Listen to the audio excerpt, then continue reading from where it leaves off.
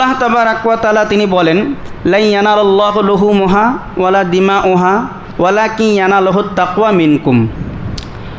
আপনি কুরবানি করছেন, আমাদের সমাজে প্রচলন আছে যে ব্যক্তি কুরবানি দেবে সেই ব্যক্তি লেজ খেতে পাবে না, পা খেতে পাবে না। কেন?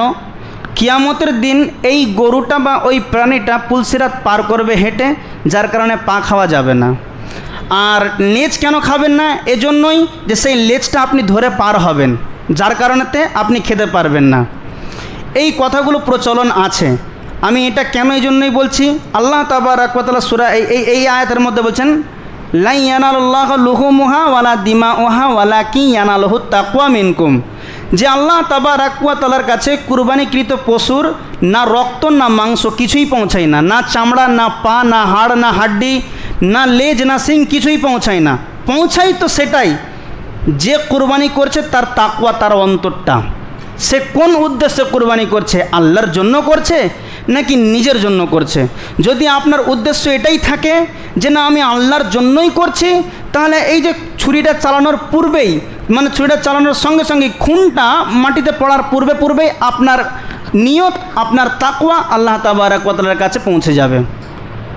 উপস্থিত সম্মানিত শ্রদ্ধেয় আজকের জুমার মুসল্লিবর্গ, সমস্ত রকমের প্রশংসা, সমস্ত রকমের তারিফ আরাধনা কেবলমাত্র সেই মহান আল্লাহ সুবহানাহু ওয়া তাআলার নিমিত্তে, যে আল্লাহ রাব্বুল আলামিন আমাদেরকে প্রত্যেক জুমার ন্যায় আজকেও সলাতুল জুমা আদায় করার উদ্দেশ্যে মসজিদে একত্রিত হওয়ার তৌফিক ইনায়াত করেছেন।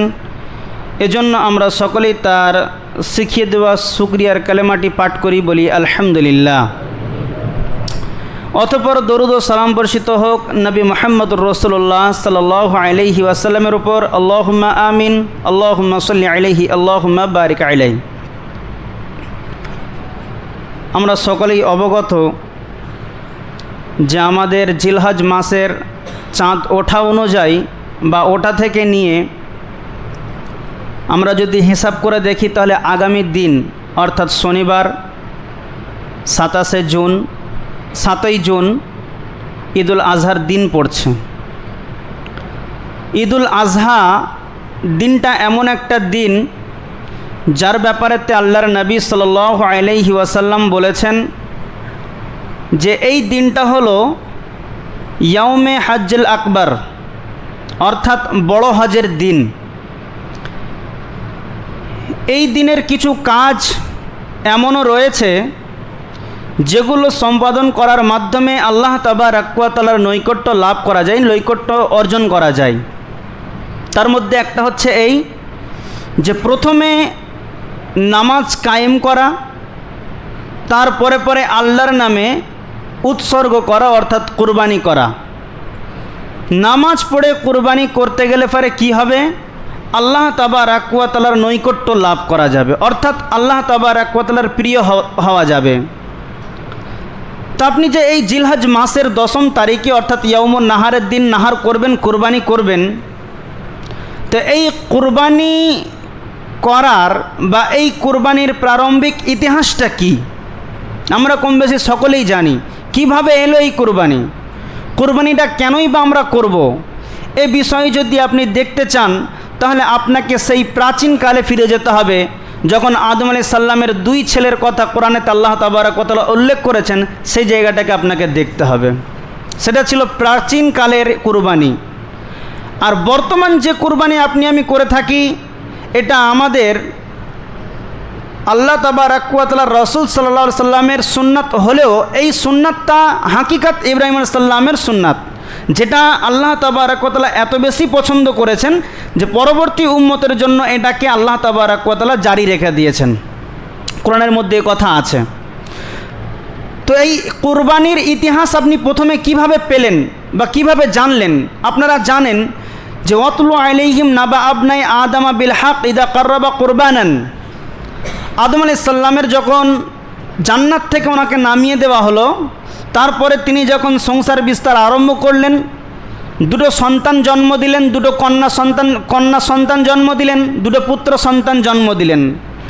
এখন যেমন আমরা অন্য বংশের সঙ্গে অন্য বংশের ছেলেমেয়ের বিবাহ হয়, তখন কিন্তু এতটা মানুষের বিস্তার না থাকার কারণেতে ওই আদম আলাইহিস সালামেরই 2 ছেলে 2 মেয়ে থাকবে। প্রথম জনের সঙ্গে যেই মেয়েটা জন্মগ্রহণ করেছে তার সঙ্গে পরবর্তী যে ছেলেটা জন্মগ্রহণ করেছে তার সঙ্গে কীরকমভাবে, মনে করুন তো 2024 কথার কথা 2024-এ একবার ছেলে জন্ম দিলেন, একটা মেয়ে একটা ছেলে, এরা থাকলো। পরবর্তীতে যখন গর্ভপাত করবেন মানে জন্ম দেবেন তখনও আবার একটা ছেলে একটা মেয়ে। তবে এই যে 2024-এ যে মেয়েটা জন্ম নিয়েছে এই মেয়েটার সঙ্গে 2025-এ জন্ম নেওয়া ছেলের সঙ্গে বিবাহ হবে।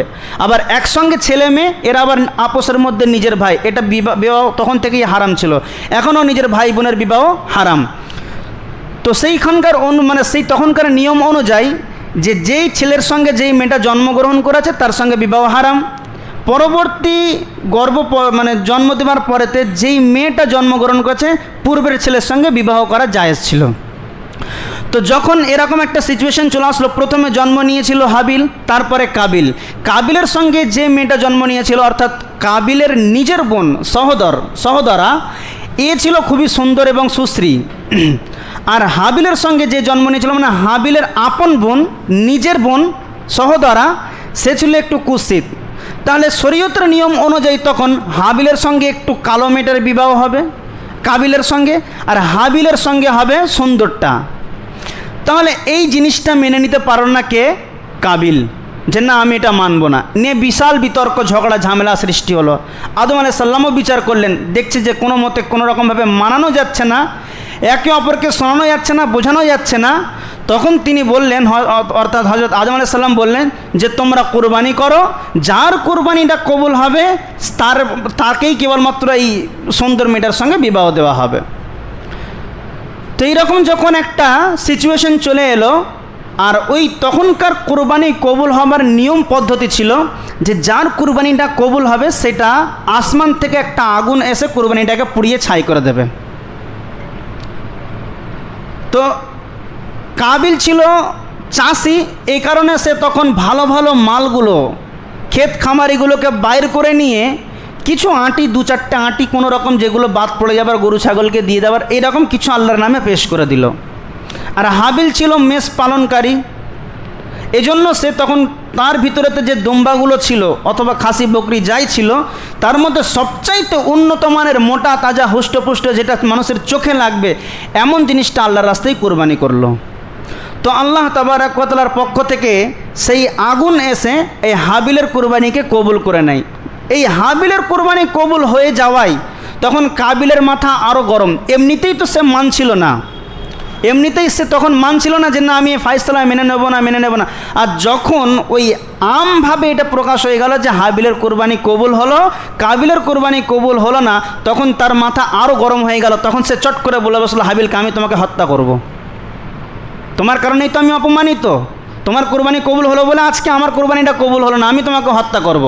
তখন হাবিল একটা কথা বলেছিল খুব বিনয়ের সঙ্গে যে ইন্নামা ইয়াতাকাব্বালুল্লাহু মিনাল মুত্তাকিন, আল্লাহ তাবারক ওয়া তাআলা মুত্তাকিদের পক্ষ থেকে কুরবানি করে থাকেন। তার মানে হাবিল মানে মূলত কাবিলকে চিড়াতে চাচ্ছে এমনটা নয় তুমি মানে অমুত্তাকি, তুমি পরেশগার নয়, তুমি হেন তেন, এটা বোঝাতে চাননি। বরং তিনি বোঝাতে চেয়েছেন যে আমার ভিতরেতে যে বিনয়ী আল্লাহ তাবারক ওয়া তাআলা দিয়েছেন সেটা কাজে লাগিয়ে আমি আমার কুরবানিকে কবুলিয়াতের দরজায় পৌঁছাতে পেরেছি। তোমার ভিতরেতে সেই কাবিলিয়াতটা নেই, তুমি সেটাকে অর্জন করো, অর্থাৎ তুমি মুত্তাকি হবার চেষ্টা করো, আল্লাহ তোমার কুরবানিটাকে কবুল করতেন। ম্যাটারটা এখানে চলে এলো। কিন্তু এরপরেও কাবিল মাথা গরম, আমি তোমাকে হত্যা করব। তো ঠিক আছে, তুমি যদি আমাকে হত্যা করো, হত্যা করার জন্য হাত আমার উপরে ওঠাও, তারপরেও আমি আমার হাতকে তোমার উপরে তো তুলব না। এক পর্যায়ে কাবিল হাবিলকে হত্যা করেই বসলো। কাবিল হাবিলকে হত্যা করার পরেতে এই মুহূর্তে এবারে কি করবে, লাশটাকে নুকাবে না পোড়াবে না ভাসাবে না কেটে পিস পিস করে কাকচিলকে খাইয়ে দেবে, কিছুই জানে না। কেন? এখন তো সবেমাত্র পৃথিবীর প্রারম্ভ, শুরুর দিক, সূচনা হচ্ছে, কিভাবে কি করবেন। তো আল্লাহ তাবারক ওয়া তাআলার দয়ায় উনি যখন পিছনের দিকে ফিরে দেখলেন বা একটু ঘোরাফেরা করার মাধ্যমে দেখলেন যে একটা কাকের সঙ্গে লড়াই করতে গিয়ে একটা কাককে মেরে ফেললো। তারপর পা দিয়ে আঁচড় কেটে একটা গর্ত করে কাকটাকে পুঁতে দিল। সেখান থেকে উনি ইবরাত হাসিল করলেন যে না, তাহলে এই হাবিলের লাশটাকেও আমাকে দাফন করতে হবে। তো সেইখানেতে তিনি সেই রকমভাবে সেই প্রসেসিং অনুযায়ী দাফন করলেন। মূলত বলার বক্তব্য হচ্ছে এই যে কুরবানি আমরা আল্লাহ তাবারক ওয়া তাআলার নামে উৎসর্গ করছি, এই কুরবানি মূলত আজ থেকে নয়, প্রাচীনকাল হযরত আদম আলাইহিস সালামের পুত্র হাবিল কাবিল থেকে কুরবানির প্রথা চালু হয়ে আসছে। তবে প্রসেসিং পদ্ধতি, কিছু তরিকা এটা আলাদা সম্পূর্ণ। তাছাড়া আল্লাহ তাবারক ওয়া তাআলা কোরআনের মধ্যে এই কথাও বলেছেন যে ওয়ালিকুল্লি উম্মাতিন ওয়া জাআলা নুসকাতান, যে আমি প্রত্যেকটা জাতির কাছে এই কোরবানি প্রথাকে চালু রেখেছিলাম। হযরত আদম আলাইহিস সালাম হাবিল কাবিল থেকে নিয়ে আপনার কিনা ইব্রাহিম আলাইহিস সালামের আসা পর্যন্ত যতগুলো নবী, যতগুলো উম্মত ছিল, সবার কাছেই কোরবানির বিধান ছিল। তবে তাদের কোরবানি কেমন, তাদের কোরবানির পদ্ধতি কেমন ছিল, এগুলো কিন্তু স্পষ্টভাবে কোরআন হাদিসের মধ্যে অতটা স্পষ্ট ক্লিয়ার নেই, যার কারণে প্রচলন নেই, আমরা জানি না। কিন্তু ওই যে একটা প্রসিদ্ধ কোরবানি হলো হাবিল কাবিলের, তারপরে প্রসিদ্ধ কোরবানি হচ্ছে আমাদের ইব্রাহিম আলাইহিস সালামের। বহুত লম্বা চওড়া ঘটনা, এখানে আমি শুধুমাত্র আয়াতের তর্জমাটা করে বলছি। আল্লাহ তাবারক ওয়া তাআলার নবী হযরত ইব্রাহিম আলাইহিস সালামের যখন বয়স অনেকটা বেশি হয়ে গেল, তখন একটাও ছেলের জন্ম দিতে পারছিলেন না, আল্লাহ দেননি, তাই হয়নি। তো যখন আল্লাহ তাবারক ওয়া তাআলার কাছে বারবার করে উনি দোয়া করতে লাগলেন, এক পর্যায়ে আল্লাহ তাবারক ওয়া তাআলা ওনার দোয়া কবুল করলেন। রব্বি হাবলি মিনাস সলিহিন, রব্বি হাবলি মিনাস সলিহিন, যে হে আল্লাহ, তুমি আমাকে একটা নেক বাখত অর্থাৎ সৎ কর্মশীল ছেলে বা পুত্র সন্তান দাও। যখন আল্লাহ তাবারক ওয়া তাআলার কাছে বারবার করে বলতে লাগলেন, তখন আল্লাহ তাবারক ওয়া তাআলা এক পর্যায়ে ওনার দোয়াকে কবুল করলেন আর ওনাকে খুশখবরি শোনালেন, অর্থাৎ সুসংবাদ দিলেন। ফাবাশশারনাহু বিগুলামিন হালিম, যে আমি ইব্রাহিম আলাইহিস সালামকে তখন বুর্দবার, নেক বখত, ধৈর্যশীল, সৎ কর্ম, সৎ ন্যায় পরায়ণ একটা সন্তানের সুসংবাদ দিলাম, আল্লাহ তাবারক ওয়া তাআলা দিলেন। আচ্ছা দেখেন, এখানে দুটো জিনিস খেয়াল রাখবেন। ইব্রাহিম আলাইহিস সালাম দোয়াই করেছিলেন সলিহিন, নেক বখত ছেলের জন্য আল্লাহ তাবারক ওয়া তাআলার কাছে দরখাস্ত করেছিলেন, আর আল্লাহ তাবারক ওয়া তাআলা সুসংবাদ দিয়েছিলেন হালিম, অর্থাৎ নেক বখত সন্তানের সুসংবাদ দিয়েছিলেন। ফালাম্মা বালাগা মাআহু সাইয়া, সেই ছেলেটা জন্ম নেওয়ার পরেতে যখন তার বয়স মনে করুন 7-8 চলার মতন, বাপের কাজে লাগবে, বাপ তার উপরে কিছু দায়িত্ব দিতে পারবে, এরকম পর্যায়ে যখন চলে এলো, তাফসিরের মধ্যে 7 বছর 8 বছর একটা বয়সের মাপকাঠি করে দেওয়া হয়েছে। তো মনে করুন যে যখন বাপের চিন্তা একটু দূর হয় যে এবার আমার ছেলে এবার কাজ করতে পারবে, আমার কাজে লাগবে, এমন তো অবস্থায় আল্লাহ তাবারক ওয়া তাআলা ইব্রাহিম আলাইহিস সালামকে স্বপ্নেতে দেখাচ্ছেন যে তুমি তোমার সন্তান ইসমাইলকে জবেহ করো। তিনি তখন চিন্তায় পড়ে গেলেন যে কি করব। তিনি তখন চিন্তায় পড়ে গেলেন যে এই স্বপ্নটা আমি নিজ হাতে নিজের সন্তানকে জবাই করতে দেখছি, তো এটা কি আল্লাহ তাবারক ওয়া তাআলার পক্ষ থেকে নাকি শয়তানের পক্ষ থেকে? তিনি চিন্তায় পড়ে গেলেন। তো সেই দিনটা ছিল এই জিলহজ মাসের 8 তারিখ, যেটার নাম দিয়েছেন আল্লাহ তাবারক ওয়া তাআলার নবী ইয়াউমে তারবিয়া, অর্থাৎ চিন্তা ভাবনার দিন। তারপরে যখন একই স্বপ্ন তিনি দেখলেন দ্বিতীয়বার, সেই দিনটার নাম হলো ইয়াউমে আরাফা। তারপরে যেদিন তিনি বুঝে নিলেন যে না, এই স্বপ্নটা আল্লাহ তাবারক ওয়া তাআলার পক্ষ থেকে, আমাকে কুরবানি করতেই হবে, তো যেদিন কুরবানি করার জন্য মিনা মাঠে নিয়ে গেলেন, তো সেই দিনটা ছিল ইয়াউমুন নাহার। তো মূলত যখন আল্লাহর নবী ইব্রাহিম আলাইহিস সালাম দেখলেন যে নিজের সন্তানকে জবে করছি, এই কথাটা ছেলেকে বলতে লাগলো, ইয়া বুনাইয়া ইন্নি আরাফিল মানামি আন্নি আসবাহুকা, হে আমার বৎস, হে আমার কলিজার টুকরা, আমি স্বপ্নের মাধ্যমে দেখছি যে আমি তোমাকে জবেহ করছি। কথাটা কতটা হালকা মনে হচ্ছে আমাদের কাছে, আপনি বলুন তো। যখন আপনি 20-30 বছর প্রতিজ্ঞা করার পরেও যখন একটা সন্তানের পিতা হতে পারেন না, কোটি কোটি টাকা খরচা করার পরে তো যখন আপনি একটা সন্তানের পিতা হলেন, এমন তো অবস্থায় আপনি স্বপ্নে দেখছেন যে আপনি আপনার সন্তানের বুকের উপরে পা তুলে তার গলাটাকে আপনি টিপে তাকে মেরে ফেলছেন। বলুন এই স্বপ্নটা আপনার জন্য ভালো না খারাপ? আচ্ছা মনে করুন 3-4 বার যখন পরপর দেখলেন, আপনি মনে করলেন যে এটাও হয়তো ইব্রাহিম আলাইহিস সালামের মতন আল্লাহর বিধান, তো আপনার ছেলেকে আপনি বলবেন কিভাবে আপনি আপনার ছেলেকে বলবেন? যেরকম ইব্রাহিম আলাইহিস সালাম বলেছিলেন যে আমি স্বপ্নে দেখছি আব্বা তোমাকে আমি জবে করছি, এই কথাটা কি আপনি বুঝুন কতটা ভারী কথা, আপনার আমার জন্য কতটা ভারী। যেটা ইব্রাহিম আলাইহিস সালামের সঙ্গে ঘটেছিল, তাই আমরা এই জিনিসটা অনুভব করতে পারছি না। আপনি মনে করুন যে আপনার ওই 20-30 বছর পরেরতে একটা ছেলে পেয়েছেন, জন্ম দিয়েছেন, সেই সন্তানটাকে 5 বছর বয়সেতে আপনি তাকে গিয়ে বলছেন যে বাবা আমি স্বপ্নে 5 দিন পর পর দেখেছি যে তোমার বুকের উপরে পাতুলে দিয়ে গলাটা টিপে দিয়ে জিভটা বের করে আমি তোমাকে হত্যা করছি, মেরে ফেলছি। তো আপনার ছেলে কি খুশি হয়ে কি বলবেন? আপনার ছেলে বলবেন যে আব্বা তুমি যা দেখেছো ঠিক আছে, তুমি আমার বুকে পা তুলে দিয়ে গলাটা টিপে দিয়ে জিভটা বের করে ছিঁড়ে নাও, আমাকে মেরে ফেলে দাও? কোনোদিন বলবে? বলবে না। কেন? সেই ঈমান ইব্রাহিম আলাইহিস সালামের মতো আমাদের নেই, সেই ঈমান ইসমাইল আলাইহিস সালামের মতো আমার সন্তানদের নেই, যার কারণে এটা কোনোদিন হতেই পারে না। তো ইব্রাহিম আলাইহিস সালাম যখন নিজের ছেলেকে বললেন যে আমি তোমাকে জবে করছি, তখন তিনি কি বললেন? ইয়া আবাতি ফাইল মা তুমার, ইয়া আবাতি ফাইল মা তুমার, হে আমার আব্বা আপনাকে যেটা নির্দেশ দেওয়া হয়েছে, আল্লাহ তাবারাক ওয়া তাআলা আপনাকে যেটা স্বপ্নে দেখিয়েছেন সেটা আপনি বাস্তবায়ন করুন। সাতাজিদুনি ইনশাআল্লাহ মিনাস সাবিরিন, আপনি আমাকে ধৈর্যশীলদের অন্তর্ভুক্ত পাবেন ইনশাআল্লাহ। আল্লাহ যদি চায় তাহলে আপনি আমাকে ধৈর্যশীলদের অন্তর্ভুক্ত পাবেন। এই যে 5-7 বছরের ছেলের মুখ থেকে এরকম কথা বার হয়ে আসার কারণ, এর পিছনে কারণটা কি?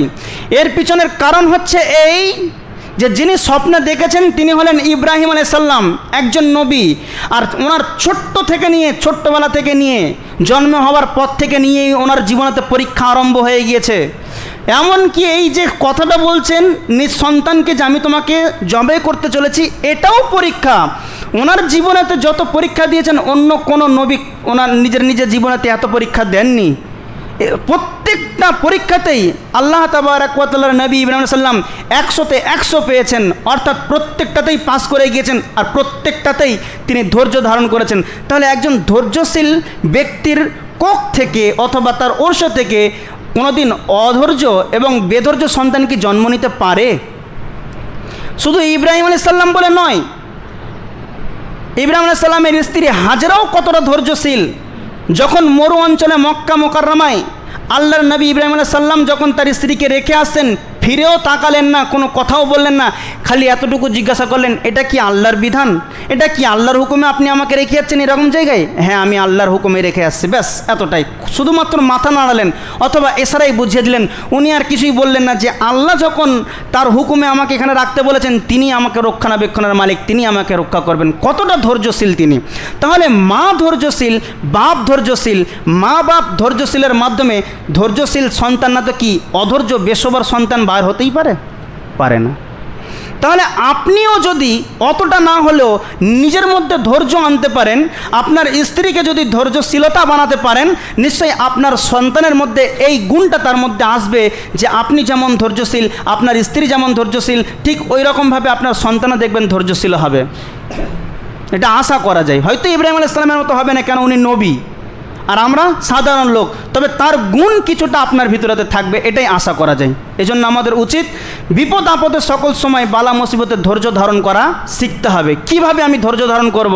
ধৈর্যের মাধ্যমে বহু বড় বড় বিপদ আপনার মাথার উপর দিয়ে চলে যাবেন, আপনি বুঝতেই পারবেন না। শুধু আপনি ধৈর্যশীল হলেন আর আপনার স্ত্রী অধৈর্য হয়ে গেল, বেধৈর্য হলো, এমনটা যেন না হয়। তাকেও ধৈর্যশীলা হতে হবে। তাহলে উভয়ের মাধ্যমে, উভয়ের ওরস থেকে যে সন্তান জন্ম নেবে সেও ধৈর্যশীল হবে, এটাই আশা করা যায়। তো আল্লাহর নবী ইব্রাহিম আলাইহিস সালাম যখন ছেলেকে বললেন, ছেলে বললেন যে হ্যাঁ আব্বা আপনাকে যে নির্দেশ দেওয়া হয়েছে সেটা আপনি বাস্তবায়ন করুন, ইনশাল্লাহ আমাকে ধৈর্যশীলদের অন্তর্ভুক্ত পাবেন। তো ইব্রাহিম আলাইহিস সালাম যখন ইসমাইল আলাইহিস সালামকে কাত করে ফেলে দিয়ে গলায় ছুরি চালাবে, এমন সময় ওয়ানাদাইনাহু আইয়া ইব্রাহিম, আল্লাহ তাবারাক ওয়া তাআলা ডাক দিয়ে বললেন যে হে ইব্রাহিম, কদ সাদ্দাকতা রুইয়া ইন্না কাযালিকা নাজিল মুহসিনিন, হে ইব্রাহিম তুমি তোমার স্বপ্নকে বাস্তবায়ন করেছো, তুমি তোমার স্বপ্নকে সত্যতে রূপান্তরিত করেছো। আমি যে তোমাকে পরীক্ষা করতে চেয়েছিলাম এই পরীক্ষায় তুমি উত্তীর্ণ হয়েছো, অতএব তুমি তোমার স্বপ্নকে বাস্তবায়ন করেছো। কাযালিকা নাজিল মুহসিনিন, এরকমভাবে সৎকর্মশালীদেরকে পরিণাম বা আঞ্জাম আমি দিয়ে থাকি। আল্লাহ তাবারাক ওয়া তাআলার পক্ষ থেকে একটা দম্বা চলে এলো, ইসমাইল আলাইহিস সালাম সরে গেল, ইসমাইল আলাইহিস সালামকে সরিয়ে নেওয়া হলো, দম্বা জবাই হয়ে গেল। তারপর থেকে এই রীতি রেওয়াজটা আল্লাহ তাবারাক তাআলার কাছে এত বেশি ভালো লেগে গেল, পরের দু একটা আয়াতের মধ্যেই আল্লাহ রাব্বুল আলামিন বলছেন যে এটা পরবর্তী উম্মতের জন্য এটাকে রেখে দেওয়া হলো, বাকি রেখে দেওয়া হলো। তো সেই ইব্রাহিম আলাইহিস সালামেরই সুন্নতকে আমরা পালন করি নবী করিম সাল্লাল্লাহু আলাইহি ওয়াসাল্লামের তরিকায়। তাহলে যে সমস্ত ব্যক্তিরা, যে সমস্ত আমার ভাইরা কুরবানি করে থাকেন, এরা মূলত আল্লাহ তাবারাক ওয়া তাআলার নবী ও হযরত ইব্রাহিম আলাইহিস সালামের সুন্নতের আদর্শের মধ্যে একটা তারা কি করে থাকে, বাস্তবায়ন, সেটাকে জিন্দা করে থাকেন। তাহলে এই কুরবানি কতটা গুরুত্বপূর্ণ, এই কুরবানির ফজিলত এবং এই কুরবানির আহকাম যে কতটা গুরুত্বপূর্ণ সেটা আপনি আমি বুঝতে পারছি যে আল্লাহ তাবারাক ওয়া তাআলা রাসূল সাল্লাল্লাহু আলাইহি ওয়াসাল্লাম এ কথা বলেছেন। পূর্বে আমি এ কথা বলেছিলাম, আজও বলছি যে যাদের ক্ষমতা থাকবে তারা যেন কুরবানি না ছাড়ে। কুরবানি যদি ছেড়ে দেয়, এক শ্রেণীর আলেম বলেছেন যে গোনা হবে না, কিন্তু ছাড়া উচিত নয়। কিন্তু ইমাম আবু হানিফা সহ আরও দু চারজন বড় বড় ইমাম, ওনারা বলেছেন যে কোরবানি করা ওয়াজিব, কোরবানি করতে হবে। কোরবানির সামর্থ্য থাকার শর্ত যদি কেউ ছেড়ে দেয় তাহলে তার আমল নামায় গোনা হবে। কিছু আলেম বলেছেন যে কোরবানি যদি ক্ষমতা থাকে এরপরেও যদি না করে তাহলে গোনা হবে না, কেন আবু বকর ওমর করেননি, ছেড়ে দিয়েছিলেন, এটাই তার প্রমাণ। কিন্তু যেনারা বলছেন যে কুরবানি ক্ষমতা থাকার পরও যদি ছেড়ে দেয় গোনা হবে না, ওনারাই আবার বলছেন পরবর্তীতে যে কুরবানি করার ক্ষমতা থাকলে সে যেন ছেড়ে না দেয়, এই কথা ওনারা রিপিট করছেন। কিন্তু আবার বলছেন যে ছেড়ে দিলে গোনা হবে না, তবে না যেন ছাড়ে, মানে তাকে সেই ঘুরিয়ে ফিরিয়ে ওয়াজিবের কাছাকাছি, ওয়াজিব না হলেও ওয়াজিবের কাছাকাছি। তো মুদ্রা কথা হচ্ছে এখানে কোরবানির একটা তাকিদ, একটা গুরুত্ব বোঝানো হয়েছে। আপনার আমার ক্ষমতা অনুযায়ী আপনি আমি কোরবানি দেব ইনশাল্লাহ। এ বছরে যদি না হয়েছে তো আগামীতে দেওয়ার জন্য যে ব্যবস্থা, যে পদ্ধতি অবলম্বন করলে আমার আপনার জন্য সুবিধা হবে, সে পদ্ধতি অবলম্বন করার চেষ্টা করব ইনশাল্লাহ। আল্লাহ সুবহানাহু ওয়া তাআলা আমাদেরকে কোরবানির মতো একটি গুরুত্বপূর্ণ ইবাদত থেকে যেন মাহরুম না হয়ে যাই, দূরে না সরে যাই, সহজেই যেন আমরা সেটাকে বাস্তবায়ন করতে পারি, সে তৌফিক তোমাদেরকে দান করো, আমিন। আলহামদুলিল্লাহ ওয়াহদা ওয়াসসালাতু ওয়াসসালামু আলা মান লা নাবিয়্যা বা'দা আম্মা বা'দ।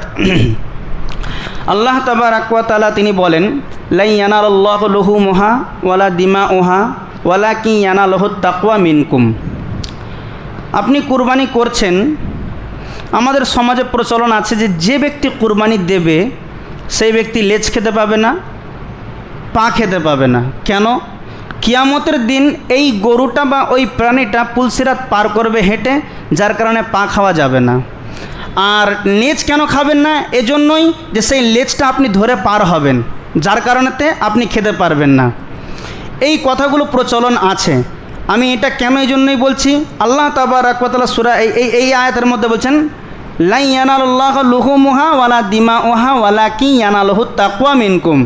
যে আল্লাহ তাবারাক ওয়া তাআলার কাছে কুরবানিকৃত পশুর না রক্ত না মাংস কিছুই পৌঁছায় না, না চামড়া, না পা, না হাড়, না হাড্ডি, না লেজ, না শিং, কিছুই পৌঁছায় না। পৌঁছায় তো সেটাই যে কুরবানি করছে তার তাকওয়া, তার অন্তরটা। সে কোন উদ্দেশ্যে কুরবানি করছে, আল্লাহর জন্য করছে নাকি নিজের জন্য করছে?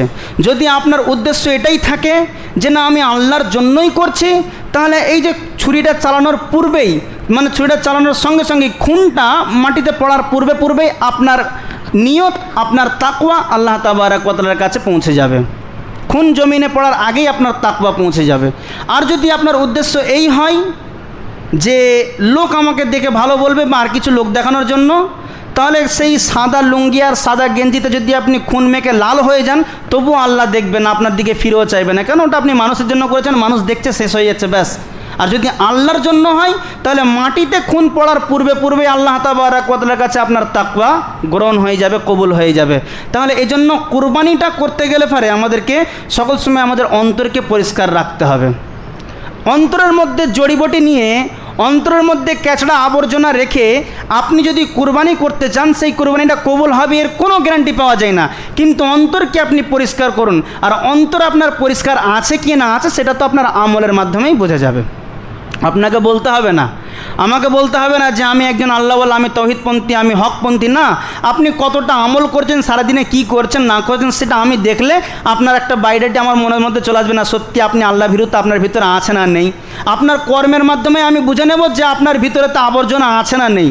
যদি থাকে তাহলে সেটাকে আপনাকে ডিলিট করার চেষ্টা করতে হবে, মুছে ফেলতে হবে। এমনটা নয় যে আমার ভিতরটা অন্তরটা ক্যাশলা আবর্জনায় ভর্তি আছে, অতএব আমি এখন কুরবানি দিতে পারবো না। না, কুরবানিটা দেন, ওইগুলোকে পরিষ্কার করেন। এগুলো থাক, কুরবানি দেবো না, পরে যখন পরিষ্কার হবে তখন করব, এই চিন্তাধারা নয়। চিন্তাধারা আমাদেরকে করতে হবে যে কুরবানি দেব, কিন্তু এই জিনিসগুলোকে আমি পরিষ্কার করব। কুরবানির মাধ্যমে আমি এগুলোকে পরিষ্কার করার চেষ্টা করব। আল্লাহ তাবারক ওয়া তাআলার নৈকট্য লাভের উদ্দেশ্যে আমরা শয়তানের নৈকট্য থেকে আমরা দূরে সরব, এই চিন্তাধারা আমাদেরকে আনতে হবে। এবারে দেখি, এখানে একটা প্রশ্ন, যেহেতু কুরবানি গুরুত্বপূর্ণ, তাহলে এখানে অনেক মানুষের চিন্তাধারা যে দেখা যায় যে আমি কুরবানি দেওয়ার মতন ক্ষমতা আছে আমার, কিন্তু এই মুহূর্তে আমার কাছে টাকা নেই।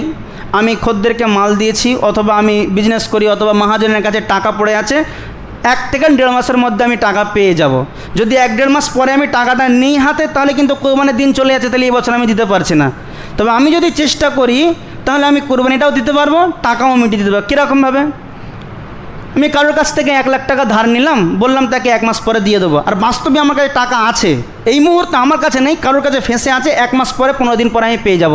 এই যে আপনি টাকাটা ধার নিচ্ছেন, অবশ্যই এটা আপনার জন্য যায়, যেতে সমস্যা নেই। তবে এমন ধার নয় যে আপনার ওই 1 লাখ টাকা মেটানোর ক্ষমতা নেই, তারপরেও আপনি লোককে দেখানোর জন্য কুরবানি করে দিলেন। এবারে লোকটা 3 বছর ধরে আপনার পিছনে করছে, কই দাও টাকাটা দাও। হ্যাঁ দেবো, কারণ আমি কি চলে যাচ্ছে নাকি? হ্যাঁ, যেন মনে হচ্ছে আমি তোমার ঘর ছেড়ে চলে যাচ্ছি, কিংবা তুমি যেন ছেড়ে চলে যাচ্ছ, তাকে বড় বড় আবার ফের কথা। এমনটা যেন না হয়। যে ধার আপনি ইমিডিয়েটলি মেটাতে পারবেন, 1-1.5 মাসের মধ্যেই মিটিয়ে দিতে পারবেন, তাহলে সেরকম ধার নিয়ে আপনি কুরবানি করতে পারেন। টাকা হাতে চলে আসলো, সঙ্গে সঙ্গে আপনি মিটিয়ে দিলেন, হয়ে গেল। তাহলে কি আপনার সাপও মরলো, লাঠিও ঠিক থাকলো, মানে আপনার কুরবানিটা হলো, দেনাটাও আপনি মেটাতে পারলেন। আর যদি এমনটাই হয় আমি সারা দিনেতে মানে ইনকামই এমন করি যে আমি সারা বছরে তো ওই টাকাটা মেটাতে পারবো না, সেখানে আমি 1 লাখ টাকা দিয়ে গরু কিনে নিয়ে চলে আসলাম, অথবা আর কিছু করে নিয়ে চলে আসলাম, নিয়ে তারপরে সে 4 মাস 4 বছর 5 বছর ধরে আমার পিছনে ঘুরছে, মেটাতে পারছে না, এটা উচিত নয়। তবে এই কথাকে কেন্দ্র করে আবার কিছু মানুষ বলছেন যে এই সময়েতে আমাকে কে লাখ টাকা ধার দেবে, কে 1 লাখ টাকা আমাকে ধার দেবে গরু কেনার জন্য অথবা প্রাণী কেনার জন্য?